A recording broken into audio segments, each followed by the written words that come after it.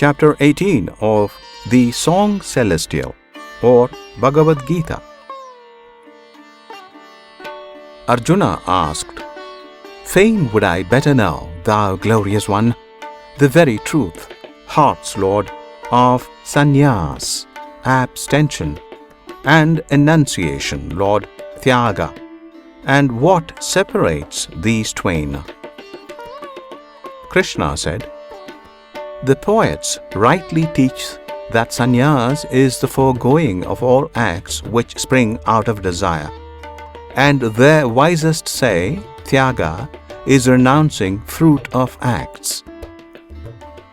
There be among the saints some who have held all actions sinful and to be renounced, and some who answer, Nay, the goodly acts, as worship, penance, alms must be performed. Hear now my sentence, best of Bharatas. It's well set forth, O chaser of thy foes, renunciation is of threefold form, and worship, penance, alms not to be stayed, nay, to be gladly done. For all those three are purifying waters for true souls. Yet must be practiced even those high works in yielding up attachment and all fruit produced by works. This my judgment, Prince, this my insuperable and fixed decree.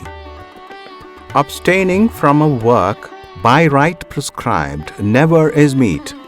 So to abstain doth spring from darkness, and delusion teacheth it. Abstaining from a work grievous to flesh, when one saith it's unpleasing, this is null. Such as one acts from passion, not of gain wins his renunciation. But Arjun, abstaining from attachment to the work, abstaining from rewardment in the work, while yet one doth it full faithfully, saying it's right to do, that is true act and abstinence. Who doeth duty so, unvexed if his work fail, if it succeed unflattered, in his own heart justified, quit of debates and doubts, his is true act. For being in the body, none may stand wholly aloof from act, yet who abstains from profit of his acts is abstinent. The fruit of labors in the lives to come is threefold for all men: desirable and undesirable and mixed of both. But no fruit is at all where no work was. Hear from me, long-armed Lord, the makings 5 which go to every act, in Sankhya taught as necessary. First, the force, and then the agent, next the various instruments, fourth the especial effort, fifth the God. What work soever any mortal doth, of body, mind, or speech, evil or good, by these 5 doth he that. Which being thus, whoso, for lack of knowledge, seeth himself as the sole actor, knoweth not at all, and seeth not. Therefore, I say, if one holding aloof from self, with unstained mind should slay all yonder host, being bid to slay, he doth not slay, he is not bound thereby. Knowledge, the thing known, and the mind which knows, these make the threefold starting ground of act. The act, the actor, and the instrument, these make the threefold total of the deed. But knowledge, agent, act are differenced by 3 dividing qualities. Hear now which be the qualities dividing them. There is true knowledge. Learn thou, it is this, to see one changeless life in all the lives, and in the separate, one inseparable. There is imperfect knowledge. that which sees the separate existences apart, and being separated, holds them real. There is false knowledge, that which blindly clings to one as if it were all, seeking no cause, deprived of light, narrow and dull and dark. There is right action, that which being enjoined is wrought without attachment, passionlessly, for duty, not for love nor hate nor gain. There is vain action, that which men pursue, aching to satisfy their desires, impelled by sense of self, with all-absorbing stress. This is of Rajas, passionate and vain. There is dark action, when one doth a thing heedless of issues, heedless of the hurt or wrong for others, heedless if he harm his own soul. It's of tamas, black and bad. There is the rightful doer, he who acts free from self-seeking, humble, resolute, steadfast, in good or evil hap the same. Content to do aright, he truly acts. There is the impassioned doer, he that works from impulse, seeking profit, rude and bold to overcome, unchastened, slave by turns of sorrow and of joy, of Rajas he. And there be evil-doers, loose of heart, low-minded, stubborn, fraudulent, remiss, dull, slow, despondent, children of the dark. Here too of intellect and steadfastness, the threefold separation, conqueror prince, how these are set apart by qualities. Good is the intellect which comprehends the coming forth and going back of life, what must be done and what must not be done, what should be feared and what should not be feared, what binds and what emancipates the soul. That is sattva, prince, of soothfastness. Marred is the intellect which, knowing right and knowing wrong, and what is well to do and what must not be done, yet understands not with firm mind, nor as the calm truth is. This is of Rajas, prince, and passionate. Evil is intellect which, wrapped in gloom, looks upon wrong as right, and sees all things contrariwise of truth. O Pritha's son, that is of tamas, dark and desperate. Good is the steadfastness whereby a man masters his beats of heart, his very breath of life, the action of his senses, fixed in never shaken faith and piety. That is of sattva, prince, soothfast and fair. Stained is the steadfastness whereby a man holds to his duty, purpose, effort, end, for life's sake and the love of goods to gain. Arjuna, it's of Rajas, passion stamped. Sad is the steadfastness wherewith the fool cleaves to his sloth, his sorrow and his fears, his folly and despair. This Pritha's son is born of tamas, dark and miserable. Hear further, chief of Bharatas, from me the threefold kinds of pleasure which there be. Good pleasure is the pleasure that endures, banishing pain, for bitter at first as poison to the soul, but afterward sweet as the taste of Amrit. Drink of that. It springeth in the spirit's deep content. And painful pleasure springeth from the bond between the senses and the sense world. Sweet as Amrit is its first taste, but its last bitter as poison. It's of Rajas, prince, and foul and dark the pleasure is which springs from sloth and sin and foolishness. At first and at the last, and all the way of life, the soul bewildering. It's of Tamas, prince. For nothing lives on earth, nor amidst the gods in utmost heaven, but hath its being bound with these three qualities, by nature framed.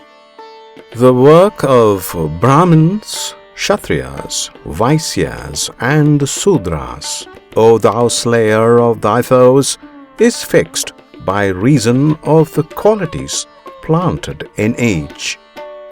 A Brahman's virtues, prince, born of his nature, or serenity, self-mastery, religion, purity, patience, uprightness, learning, and to know the truth of things which be.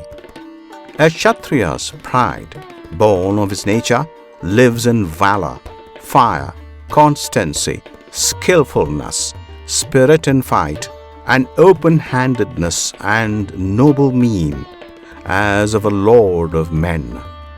A Vaishya's task, born with his nature, is to till the ground, tend cattle, venture trade. A Sudra's state, suiting his nature, is to minister. Whoso performeth, diligent, content, the work allotted to him, whatever it be, lays hold of perfectness. Here how a man findeth perfection, being so content.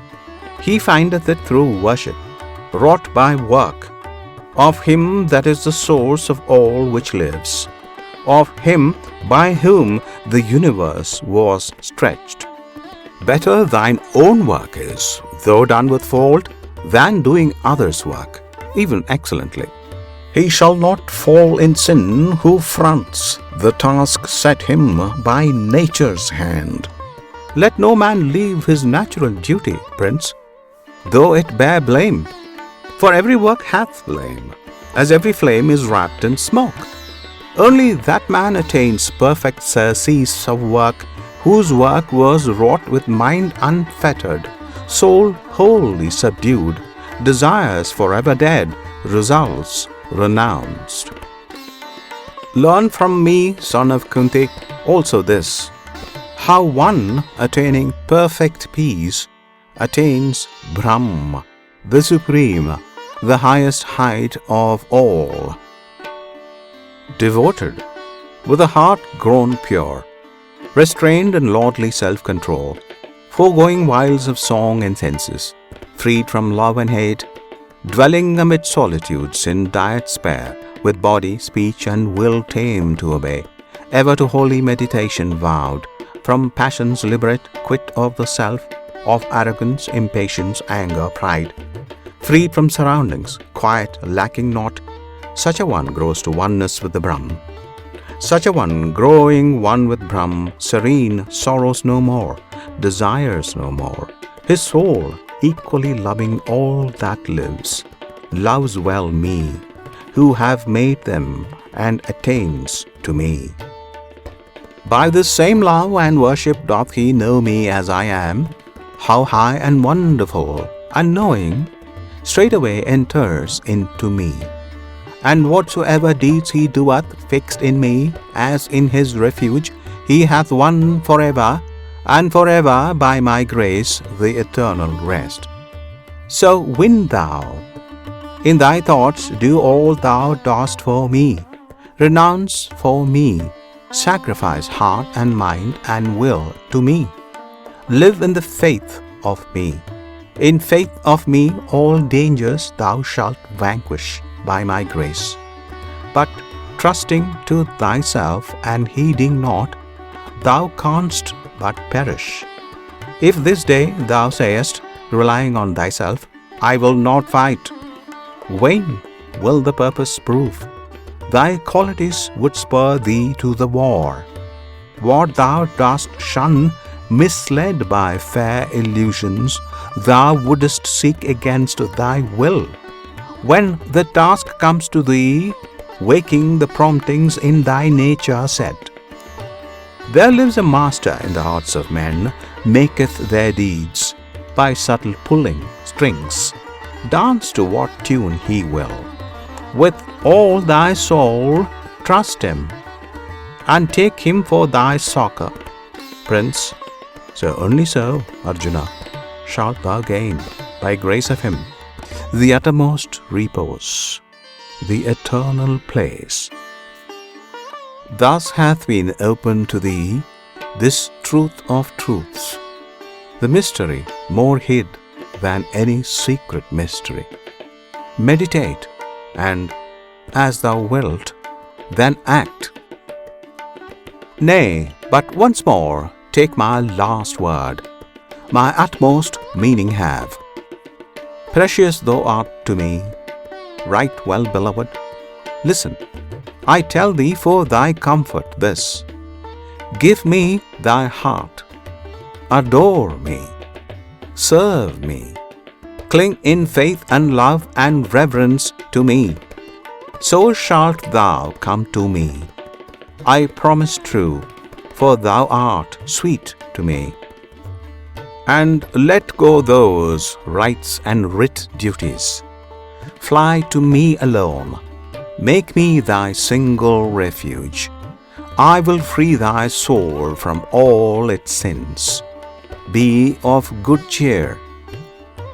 Hide, the holy Krishna saith, this from him that hath no faith, him that worships not, nor seeks wisdom's teachings when she speaks. Hide it from all men who mock. But wherever, amid the flock of my lovers, one shall teach this divinest, wisest speech, teaching in the faith to bring truth to them, and offering of all honor unto me, unto Brahma cometh he. Nay, and nowhere shall he find any man of all mankind doing dearer deed for me, nor shall any dearer be in my earth. Yea, furthermore, whoso reads this converse o'er held by us upon the plain, pondering piously and fain, he hath paid me sacrifice. Krishna speaketh in this wise. Yea, and whoso full of faith heareth wisely what it saith, heareth meekly, when he dies, surely shall his spirit rise to those regions where the blessed, free of flesh, in joyance rest. Hath this been heard by thee, O Indian prince, with mind intent? Hath all the ignorance which bred thy trouble vanished, my Arjun? Arjuna said, trouble and ignorance are gone. The light hath come unto me by thy favor, Lord. Now am I fixed. My doubt is fled away. According to thy word, so will I do. Sanjaya said, thus gathered I the gracious speech of Krishna, O my king. Thus have I told, with heart athrill, this wise and wondrous thing by great Vaishya's learning writ, how Krishna's self made known the yoga, being yoga's lord. So is the high truth shown. And when I remember, O Lord my king, again Arjuna and the god in talk, and all this holy strain, great is my gladness. When I muse that splendor, passing speech of Hari, visible and plain, there is no tongue to reach my marvel and my love and bliss. O archer prince, all hail, O Krishna, Lord of Yoga. Surely there shall not fail blessing and victory and power for thy most mighty sake. Where this song comes of Arjun, and how with God he spake. Here ends with chapter 18, entitled Moksha Sannyasa Yoga, or the Book of Religion by Deliverance and Renunciation, the Bhagavad Gita.